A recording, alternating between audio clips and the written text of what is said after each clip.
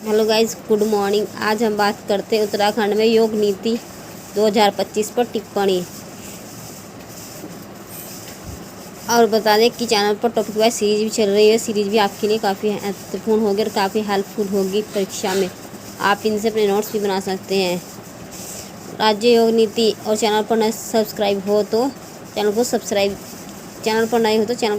करना। बात करते हैं आज के टॉपिक के बारे में। राज्य योग नीति पर चर्चा। राज्य कैबिनेट ने मई 2025 में भारत की पहली राज्य स्तरीय योग नीति को मंजूरी दी। उद्देश्य था उत्तराखंड को योग व वेलनेस की वैश्विक राजधानी बनाना और हर घर योग हर व्यक्ति रोग का लक्ष्य रखा। इसमें और उपयुक्तता क्या है कि पहाड़ी क्षेत्र में 50% या 20 लाख रुपए, मैदानी क्षेत्र में 25% या 10 लाख रुपए की सब्सिडी मिलेगी। 2030 तक 5 में योगा हब विकसित किए जाएंगे। मार्च 2026 तक सभी आयुष केंद्रों में योग सेवाएं उपलब्ध कराई जाएंगी। योग एवं प्राकृतिक चिकित्सा निदेशालय स्थापित होगा और योग संस्थानों का पंजीकरण और मान्यता सुनिश्चित होगी। लक्ष्य है कि शिक्षा, रोजगार, पर्यटन, स्वास्थ्य एवं अनुसंधान को जोड़कर योग को सामाजिक आर्थिक मॉडल बनाना। इस नीति द्वारा उत्तराखंड पहाड़ी और मैदानी क्षेत्र में स्वास्थ्य, योग, रोजगार और पर्यटन को एकीकृत दृष्टिकोण से सुदृढ़ करेगा। हाल ही में उत्तराखंड में महिला सारथी योग परियोजना को शुरू किया गया था। इस पर टिप्पणी लिखी है। यह महिला सारथी योजना 8 मार्च 2025 को अंतर्राष्ट्रीय महिला दिवस 8 मार्च को अंतर्राष्ट्रीय महिला दिवस के अवसर पर शुरू किया है उत्तराखंड सरकार ने। इसमें आर्थिक रूप से कमजोर, विधवा, परित्यक्ता महिलाओं को प्राथमिकता दी गई है। पहले सप्ताह महिलाओं के निःशुल्क राइड होगी। इसमें परिवहन विभाग द्वारा महिलाओं को ड्राइविंग प्रशिक्षण व लाइसेंस की सुविधा प्रदान की जाएगी। एक मोबाइल ऐप के माध्यम से सेवा बुकिंग की जाएगी। राज्य के 4 जिलों में शुरू की गई है। हरिद्वार, देहरादून, उधमसिंह, नैनीताल के पहले चरण में 200 महिलाओं को मिलेगा लाभ। योजना का मकसद महिलाओं को परिवहन क्षेत्र में स्वरोजगार एवं आत्मनिर्भर बनाना है। इसी में हम टॉपिक की बात करते हैं अंतर्राष्ट्रीय मुद्रा कोष की। अंतर्राष्ट्रीय मुद्रा कोष के गठन की बात करते हैं।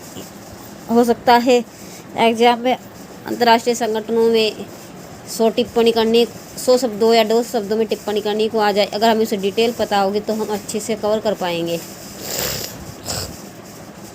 अंतर्राष्ट्रीय मुद्रा कोष, इसकी कल्पना पहली बार 1994 यूएनओ द्वारा ब्रेटन सम्मेलन अमेरिका में हुई थी।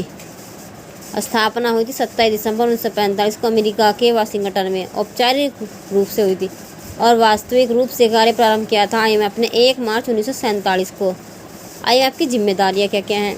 अंतर्राष्ट्रीय मौद्रिक सहयोग को बढ़ावा देना, सभी सदस्य देशों के आर्थिक विकास के लिए अंतर्राष्ट्रीय व्यापार के संतुलित विकास को सुविधाजनक बनाना, सदस्य देशों की मुद्रा विनिमय दर की स्थिरता को बढ़ावा देना, सदस्य देशों को भुगतान संतुलन की समस्या के समय आर्थिक सहायता प्रदान करना, बहुपक्षीय भुगतान की व्यवस्था स्थापित करके विनिमय प्रतिबंधों को समाप्त करना या कम करना, धन शोधन एवं आतंकवाद के वित्तीयन को रोकने हेतु सदस्य देश तथा अंतर्राष्ट्रीय संस्थाओं को सहयोग प्रदान करना और विश्व में गरीबी को कम करने के लिए प्रयास थे।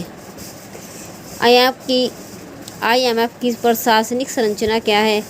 गवर्नर मंडल में IMF की सर्वोच्च निर्णायक संस्था है, जिसमें इसके सभी 190 सदस्यों का प्रतिनिधित्व करता है। और कोष के गवर्नर मंडल में प्रत्येक सदस्य देश द्वारा गवर्नर नियुक्त होता है।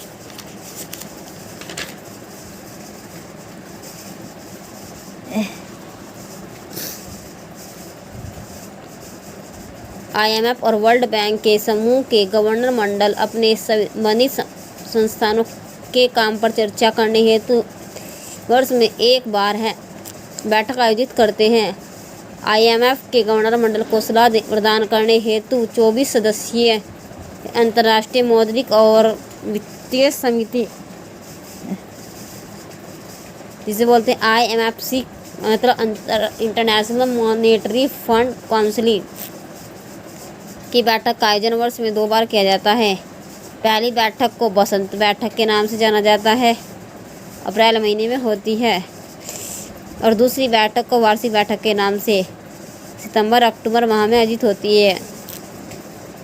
इसमें कार्यकारी मंडल के पक्ष में प्रत्यायोजित कर दिया जाता है, लेकिन विशेष अधिकार आवंटन, नए सदस्य देशों का प्रवेश, सदस्यों की अनिवार्य वापसी तथा समझौते के अनुच्छेद एवं अवधि में संशोधन करने के अधिकार अभी भी गवर्नर मंडल के पास हैं। IMF की कार्यकारी मंडल इसके दिन प्रतिदिन के कार्यकलापों की देखभाल करता है। कार्यकारी मंडल में 24 कार्यकारी निदेशक होते हैं, जिसका चयन गवर्नर मंडल द्वारा किया जाता है, और इसमें जो उस समूह का प्रतिनिधित्व करता है, इस गवर्नर IMF के गवर्नर मंडल के 2 मंत्रिमंडल समितियों की सलाह प्राप्त होती है। एक की अंतर्राष्ट्रीय मौद्रिक एवं वित्तीय समिति, दूसरी है विकास समिति। गठन हुआ था अक्टूबर 1974 में। यह बहुत इम्पोर्टेंट फैक्ट है।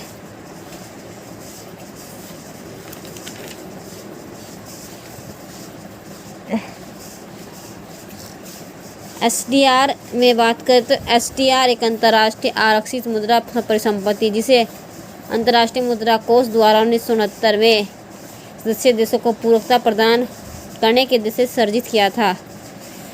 जो हमारा अंतर्राष्ट्रीय IMF द्वारा सदस्य देशों को प्रदान किए जाने वाला ऋण गैर रियायती ऋण होता, और रियायती ऋण, गैर रियायती ऋण की बात करें तो यह ऋण अल्पावधि या मध्यम अवधि के लिए होता है। ऋण प्राप्तकर्ता देश को ऋण के बदले ब्याज का भुगतान करना होता है। रियायती ऋण क्या होता है कि रियायती ऋण प्राप्तकर्ता सदस्य देशों को केवल प्राप्त ऋण की राशि ही IMF को वापस लौटाता है, ब्याज भुगतान को छूट होती है। SDR का मूल्य की बात करें तो यह 5 प्रमुख मुद्राओं की एक टोकरी है पर आधारित है। इसमें अमेरिकन डॉलर, यूरोपियन यूरो, चीनी रेनमी या युआन 2015 में शामिल किया गया था, जापानी येन तथा ब्रिटिश पाउंड शामिल है। IMF की शर्तें दी गई है। इसकी प्रमुख शर्तें हैं कि राजकोषीय घाटे में कमी की जाए, निजीकरण को बढ़ावा दिया जाए, सदस्य देशों की मुद्रा को विदेशी लेन देन के लिए नियंत्रण मुक्त किया जाए, सरकारी कर्मचारियों की संख्या में कमी की जाए, सब्सिडी में बढ़ोतरी की जाए, लचीले श्रम क्षेत्र सुधारों को लागू किया जाए।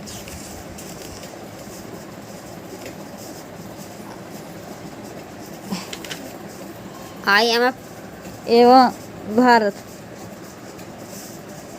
क्या होगा, IMF में भारत भी शामिल है, तो जितने भी एग्ज़ाम्स होते हैं उनमें भारत का क्या महत्व रहा है, इन सब चीज़ों को भी हमें एग्ज़ाम में टिप्पणी कुछ शब्दों में करनी होती है। भारत IMF के संस्थापक सदस्यों में से एक है। यह 27 दिसंबर 1945 को IMF में शामिल हुआ। भारत एवं IMF के मध्य मित्रों संबंध रहे हैं। पूर्व में IMF द्वारा भारत को भुगतान संतुलन की समस्या के समाधान हेतु उपलब्ध कराया गया था, जबकि वर्तमान में भारत इसके वित्तीय पोषक राष्ट्रों में शामिल है। भारत का कोटा 2.75% और वोटिंग शेयर 2.63% हो गया है। भारत IMF का 8वां सर्वाधिक कोटा धारक एवं वोटिंग शेयर धारक है। 1991 के दौरान भारत IMF द्वारा सदस्यता प्रदान करते समय शर्तावली आरोपित की गई थी। भारत में नई आर्थिक नीति LPG 1991 को लागू हुई थी। इसी में हम बात करते हैं ग्रीन हाउस गैस के बारे में। हरित गृह ग्रीन हाउस प्रभाव होता क्या है? वह प्रक्रिया जिसमें ग्रीन हाउस गैसें सूर्य से आने वाले लघु विकिरणों को तो पृथ्वी पर आने से देती है, परंतु पृथ्वी से लौटते वाले विकिरणों को अवशोषित कर पृथ्वी की सतह पर ऊष्मा को बनाए रखती है। इसमें प्रमुख गैसें जलवाष्प। ग्रीन हाउस गैस में प्रभाव में वृद्धि करने वाला सबसे प्रभावी कारक है जलवाष्प। और गैसों में बात करें तो कार्बन डाइऑक्साइड है। मानव जनित कारकों को भूमंडलीकरण तापमान में वृद्धि हेतु सर्वाधिक प्रभावी है। मीथेन, नाइट्रस ऑक्साइड, फ्लोरिनेटेड गैसें जिसमें HFC, PFC, SF6 green house गैसों को कम करने के लिए प्रयास किए थे। सबसे पहला प्रयास टोरंटो सम्मेलन 1988 जापान में हुआ था। विषय भी था ग्रीन हाउस गैस के अंतर्गत आने वाली CO2 को रखा गया। इसके लिए United nation framework convention on climate UNFCCC संयुक्त राष्ट्र फ्रेमवर्क कन्वेंशन था स्थापना हुई थी 1992 में और प्रभावी हुआ था 21 मार्च 1994 का। मुख्यालय जर्मनी। उद्देश्य ग्लोबल वार्मिंग एवं जलवायु परिवर्तन की चुनौतियों से निपटने हेतु इसके तहत कुछ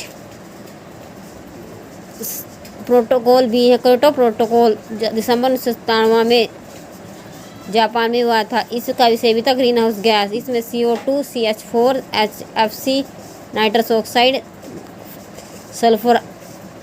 सल्फर फ्लोराइड और फ्लोरोन कार्बन के उत्सर्जन को कम करना था। अमेरिका एकमात्र विकसित देश है जिसने इस संधि पर हस्ताक्षर नहीं किए। पर्यावरण संरक्षण की दिशा में पहला कानूनी एवं बाध्यकारी सम्मेलन था क्योटो प्रोटोकॉल। UNFCCC सम्मेलन 1997 11 दिसंबर 1997 का UNFCCC के तीसरे सत्र में क्योटो प्रोटोकॉल को स्वीकार किया गया। भारत ने अगस्त 2002 में इस संधि पर हस्ताक्षर किया। क्योटो प्रोटोकॉल 16 फरवरी 2005 को लागू हुआ। नेक्स्ट वीडियो में हम उत्तराखंड के मानव विकास से संबंधित फैक्ट को रखेंगे। उत्तराखंड की अर्थव्यवस्था से संबंधित प्रश्न को बनाकर उन पर टिप्पणी करेंगे। और गाइस, चैनल पर नए हो तो चैनल को सब्सक्राइब करना, वीडियो को लाइक करना, अपने दोस्तों के साथ शेयर करना। धन्यवाद।